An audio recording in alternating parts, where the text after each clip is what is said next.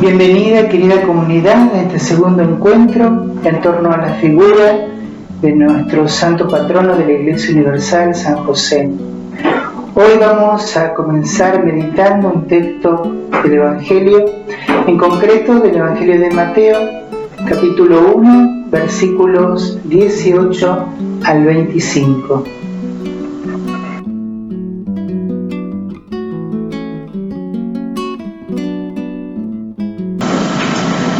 Del Evangelio según San Mateo.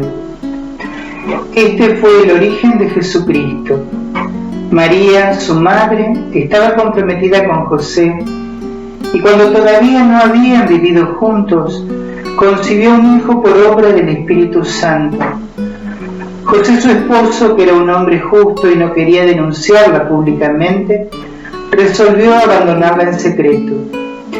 Mientras pensaba en esto, el ángel del Señor se le apareció en sueños y le dijo: José, hijo de David, no temas recibir a María, tu esposa, porque lo que ha sido engendrado en ella proviene del Espíritu Santo. Ella dará a luz un hijo, a quien pondrás el nombre de Jesús, porque él salvará a su pueblo de todos sus pecados. Todo esto sucedió para que se cumpliera lo que el Señor había anunciado por el profeta. La Virgen concebirá y dará a luz un hijo, a quien pondrán el nombre de Emmanuel, que traducido significa Dios con nosotros.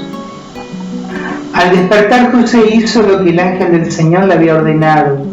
Llevó a María a su casa, y sin que hubieran hecho vida en común, ella dio a luz un hijo y le puso el nombre de Jesús. Palabra del Señor.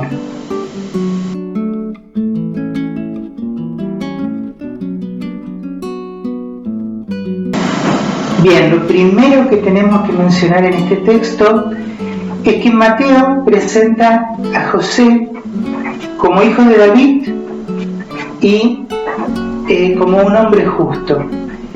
Hijo de David porque es el depositario de las promesas mesiánicas, no necesariamente de él, pero de su familia, y por lo tanto él estaba incluido, iban a ser el Mesías.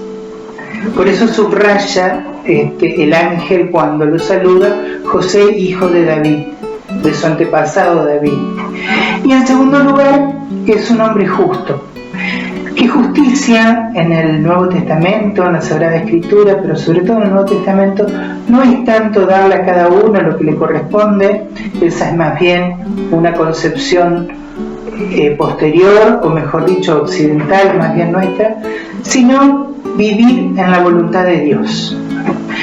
Si lo quisiéramos traducir en nuestras categorías, diríamos darle a cada uno lo que le corresponde según el corazón de Dios. Pero esto es distinto a simplemente dar lo que le corresponde a cada uno, porque en el caso de José, él podría decir: hay que cumplir la ley. Eso sería justicia desde el punto de vista humano. Pero él sabe que Dios no quiere el mal para María, no quiere exponer a María. Él sabe en el fondo que María es inocente de cualquier falta y por eso no sabe qué hacer. Entonces, primero, José es el hijo de David y por otro lado es el hombre justo.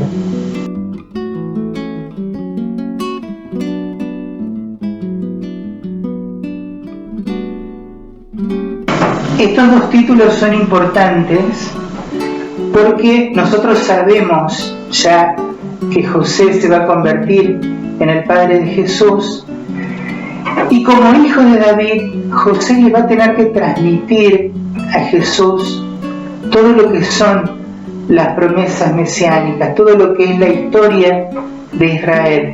José le va a tener que enseñar también a Jesús lo que es la voluntad de Dios y cómo se conoce y cómo se vive. Si se acuerdan, por poner simplemente un ejemplo, en el Evangelio de Lucas, cuando se habla de que Jesús tenía 12 años, los padres van todos los años a Jerusalén. Y en el capítulo 2, versículo 42 se dice, y también los acompañó el niño. En realidad, José se convierte para Jesús en aquel que lo introduce en la vida de Dios, que lo introduce en la vida de la alianza. José debe ser para Jesús el maestro de la fe. Por eso es tan importante subrayar esto. Es hijo de David y es un hombre justo.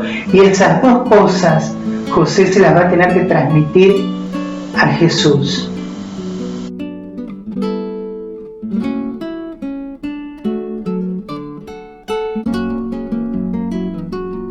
Y es en este contexto que el ángel le pide a José que renuncie. ¿Cómo que renuncie? Van a decir. Sí, que renuncien a su proyecto personal, a su proyecto personal de judío, de israelita. En el encuentro anterior, si recuerdan, decíamos que lo importante que era ser padre para un israelita, porque continuaba la bendición, la bendición de Dios extendía la bendición. Y acá lo que el ángel le pide a José es que precisamente renuncie a ser padre biológico, que renuncie a tener un hijo propio y que acepte como hijo al Hijo de Dios. Y esto ya es fuerte para cualquier hombre, es decir, asumir un hijo que no es de él, pero asumirlo para que sea suyo, mucho más para un israelita, porque imagínense que él no solamente renuncia o mejor dicho, no solamente asume a María, que ya viene con un hijo, sino que renuncia a tener otros hijos. Renuncia a ser padre en la carne para ser padre de Jesús. Renuncia a ser el padre de, es decir, renuncia a tener derechos sobre María o sobre Jesús y pasa a ser aquel que los tiene que custodiar, el que los tiene que defender. No es el hombre conquistador de la mujer y dueño del hijo. Está llamado a ser el servidor de María y de Jesús. Por eso el ángel, como digo, en este contexto le pide una renuncia.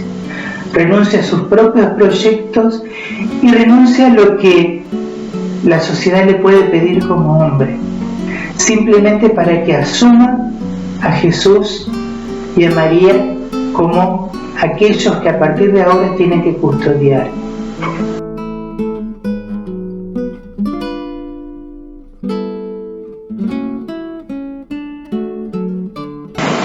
Y fíjense que el texto termina diciendo que José hizo lo que el ángel le había ordenado.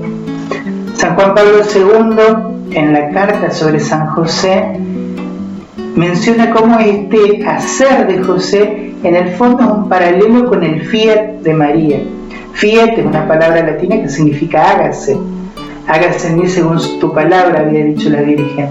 Bueno, esto que hace José es casi paralelo. Él también pronuncia un hágase, un fiat, en este momento. Él acepta la voluntad de Dios. Y lo maravilloso es que yo les había dicho que José tenía que transmitirle a Jesús las promesas mesiánicas, tenía que transmitirle la vida de Dios. Y fíjense que ya le empieza a transmitir lo que significa la voluntad de Dios, pero en su propia vida, con sus actos. Vivir la voluntad de Dios es decirle que sí hasta el extremo de renunciar a los propios proyectos, o mejor, de hacer propios los proyectos que Dios nos presenta. El fiat de José y el fiat de María van a preparar, van a preceder y en cierta manera van a ser modelo para el fiat de Jesús. Cuando Jesús esté en Getsemaní, ¿qué es lo que va a decir? Padre, aparta de mí este cáliz, pero que no se haga tu voluntad, pero que no se haga mi voluntad, sino la tuya. Si no puedes apartar de mí este cáliz, que se haga tu voluntad. Este hágase de Jesús está sostenido por los dos sí de sus padres, de María y de José. Y son los modelos, estos tres sí, de lo que Jesús nos invita a rezar cada vez que rezamos el Padre Nuestro. Hágase tu voluntad en la tierra como en el cielo.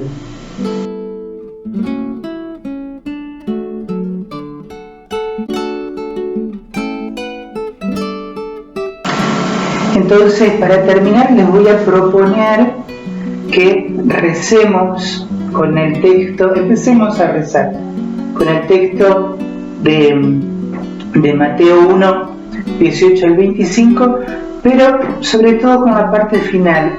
Al despertar, José hizo lo que el ángel le había ordenado. Y acá ustedes van a tener después en pantalla las citas de los otros sí que les decía: el fiat de María, el hágase de Jesús en Getsemaní, el hágase tu voluntad del Padre Nuestro. Y la dinámica sería simplemente esta: los primeros tres sí, el de José, de María, el de Jesús, contemplarlos, leerlos muy brevemente, meditarlos, pero meditarlos en el sentido de leerlos y dejar que la palabra entre y pensar en el contexto en el que lo dicen, imaginarlos diciéndolo, tratar de entender o de percibir sus pensamientos, sus sensaciones al decirlo en el contexto en el que se encuentran, y después terminar con el Padre Nuestro. Y ahí, cuando decimos hágase tu voluntad en la tierra como en el cielo, nosotros tratar de poner el corazón y tratar de repetirlo muy lentamente, palabra por palabra, poniendo todo lo que queramos poner ahí.